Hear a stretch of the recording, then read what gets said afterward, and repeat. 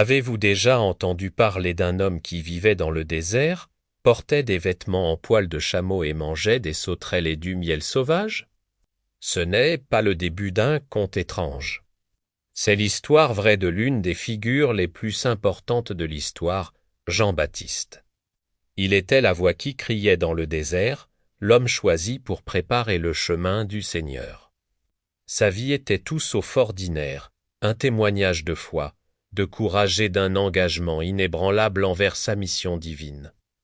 Aujourd'hui, nous remontons le temps pour découvrir l'incroyable histoire de ce dernier prophète. Le héros qui a annoncé l'aube d'une nouvelle ère. L'histoire de Jean commence avant même sa naissance, par un miracle. Ses parents, Zacharie et Élisabeth, étaient âgés et avaient depuis longtemps perdu l'espoir d'avoir un enfant. Zacharie, un prêtre, servait dans le temple lorsque l'ange Gabriel lui est apparu. Gabriel apporte à une nouvelle étonnante, Élisabeth aurait un fils, et il devrait le nommer Jean. Il serait rempli du Saint-Esprit avant même sa naissance et préparerait le peuple à la venue du Seigneur. Zacharie, rempli d'incrédulité, resta muet jusqu'au jour de la naissance de Jean, lorsque le bébé est né qu'il était temps de le nommer. Sa famille s'attendait à ce qu'il porte le nom de son père. Mais Élisabeth insista pour que son nom soit Jean lorsqu'ils demandèrent à Zacharie. Toujours muet, il écrivit sur une tablette « Son nom est Jean ». À ce moment précis, sa parole lui revint et il loua Dieu. À partir de ce début miraculeux, la vie de Jean a pris un chemin de dévotion radicale. Au lieu d'une vie confortable, il fut attiré par le paysage rude et aride du désert de Judée. Là, il a vécu une vie d'une simplicité et d'une discipline extrême, ce que nous appelons l'ascèse. Il s'est intentionnellement détaché des conforts du monde. Ses vêtements étaient rudes, faits de poils de chameau, et il portait une ceinture de cuir autour de sa taille, un peu comme le grand prophète Élie d'autrefois. Son régime alimentaire était ce que le désert fournissait, des sauterelles et du miel sauvage. Ce n'était pas une vie de pauvreté par accident, c'était un choix délibéré. Il se mettait à part, consacrant tout son être-corps. Esprit et âme à Dieu, cette période intense de solitude et de prière dans le désert fut son terrain d'entraînement, le forgeant pour devenir le puissant messager spirituel qu'il était destiné à être. Après des années de préparation dans la solitude, Jean sortit du désert avec un message puissant et urge. Il a commencé son ministère public le long des rives du Jourdain, et sa voix tonnait d'autorité. Son message était simple mais profond, repentez-vous, car le royaume des cieux est proche. Des gens de tout Jérusalem et de toute la Judée affluaient pour l'entendre. Ils étaient captivés par sa franchise et sa condamnation intrépide du péché, quel que soit le statut social d'une personne. Il a appelé tout le monde, des collecteurs d'impôts aux soldats en passant par les chefs religieux, à se détourner de leurs mauvaises actions et à revenir à Dieu. Sa prédication n'était pas que des mots, c'était un appel à l'action. En signe de leur repentance et de leur purification spirituelle, il les immergeait dans les eaux du Jourdain. Cet acte est devenu sa signature, lui valant le nom de Jean-Baptiste.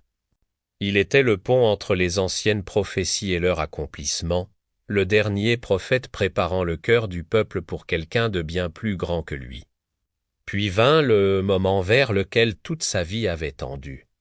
Un jour, alors que Jean baptisait des gens dans le Jourdain, un homme s'avança vers lui. C'était Jésus de Nazareth, son propre cousin. Jean a immédiatement reconnu qui il était, il se sentit indigne. Il a protesté en disant « C'est moi qui ai besoin d'être baptisé par toi, et c'est toi qui viens à moi. » Jean savait que son baptême était un baptême de repentance pour le péché, mais Jésus était sans péché. La réponse de Jésus fut calme et ferme, « Laisse faire maintenant. Il est convenable que nous accomplissions ainsi toute justice. » Jean consentit donc, il plongea Jésus dans l'eau. Alors que Jésus sortait de l'eau, un événement véritablement divin se produisit. Les cieux s'ouvrirent, Et l'Esprit de Dieu descendit comme une colombe et se posa sur lui. Et une voix du ciel déclara: Ça est mon Fils bien-aimé, en qui j'ai mis toute mon affection. À ce moment, la mission de Jean fut clarifiée. Plus tard, en voyant Jésus, Jean déclara à ses propres disciples: Voici l'agneau de Dieu, qui ôte le péché du monde. Son but n'était pas de rassembler des disciples pour lui-même, mais de les diriger vers le Sauveur. Le ministère de Jean était marqué par une franchise intrépide, et ce courage allait finalement le conduire à sa perte. Il a ouvertement condamné le mariage d'Hérode Antipas. Le souverain de Galilée, avec Hérodiade, qui était la femme de son frère. Jean a déclaré l'union illégale selon la loi juive. Sa réprimande publique a rendu Hérodiade furieuse et a mis Hérode mal à l'aise. Bien qu'Hérodais était quelque peu intrigué par Jean et l'ait même craint comme un homme juste, il ne pouvait tolérer la contestation publique de son autorité.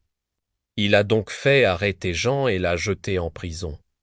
Enfermé dans une forteresse sombre, la voix puissante de Jean fut réduite au silence, son ministère public brutalement et injustement interrompu. Même depuis sa cellule, son influence restait grande, un rappel constant de la vérité qu'Hérode essayait de supprimer. Le dernier et tragique chapitre de la vie de Jean s'est déroulé lors d'un somptueux banquet d'anniversaire pour Hérode. La fille d'Hérodiade, Salomé, a exécuté une danse qui a tellement ravi le roi qu'il a fait un serment imprudent. Devant tous ses invités, il a promis de lui donner tout ce qu'elle demanderait, jusqu'à la moitié de son royaume. Poussée par sa mère vengeresse, Salomé a fait une demande horrible: « Je veux que tu me donnes tout de suite la tête de tête sur un plateau. » Hérode était profondément affligé. Il savait que c'était mal, mais il était piégé par son serment public et son désir de sauver la face devant ses invités. Il a donné l'ordre à contre-cœur. Un soldat a été envoyé à la prison et Jean a été décapité. Sa tête a été apportée sur un plateau et donnée à la jeune fille, qu'il a ensuite donnée à sa mère. Ce fut une fin brutale et tragique pour un homme qui avait consacré sa vie à proclamer la vérité. Les disciples de Jean sont venus, ont pris son corps et l'ont déposé dans un tombeau, le cœur lourd de chagrin pour leur chef intrépide. Bien que sa vie ait été écourtée, l'héritage de Jean est incommensurable. Il est le dernier et le plus grand des prophètes de l'Ancien Testament. Une figure charnière reliant des siècles de prophéties à l'arrivée de Jésus-Christ. Jésus lui-même a dit de Jean que parmi ceux qui sont nés de femmes, il n'en est pas de plus grand. Jean était le modèle ultime de l'humilité, disant célèbre de Jésus: « Il faut qu'il grandisse et que je diminue. » Il a parfaitement compris son rôle, il n'était pas la lumière, mais un témoin de la lumière. Sa vie de discipline ascétique, son courage inébranlable à dire la vérité au pouvoir, et sa concentration singulière à diriger les autres vers le Sauveur ont fait de lui une figure de foi imposante depuis des millénaires. Il est le précurseur, le messager, la voix dans le désert dont le cri résonne encore à travers l'histoire, nous rappelant de préparer nos propres cœurs pour le Seigneur. Merci de nous avoir rejoints dans ce voyage dans la vie de Jean-Baptiste. Si vous avez trouvé cette histoire aussi inspirante que nous, veuillez cliquer sur le bouton j'aime et vous abonner pour plus de plongées profondes dans des personnages historiques incroyables. Faites-nous savoir dans les commentaires ce que vous trouvez le plus fascinant dans la vie de Jean. On se voit dans la prochaine vidéo.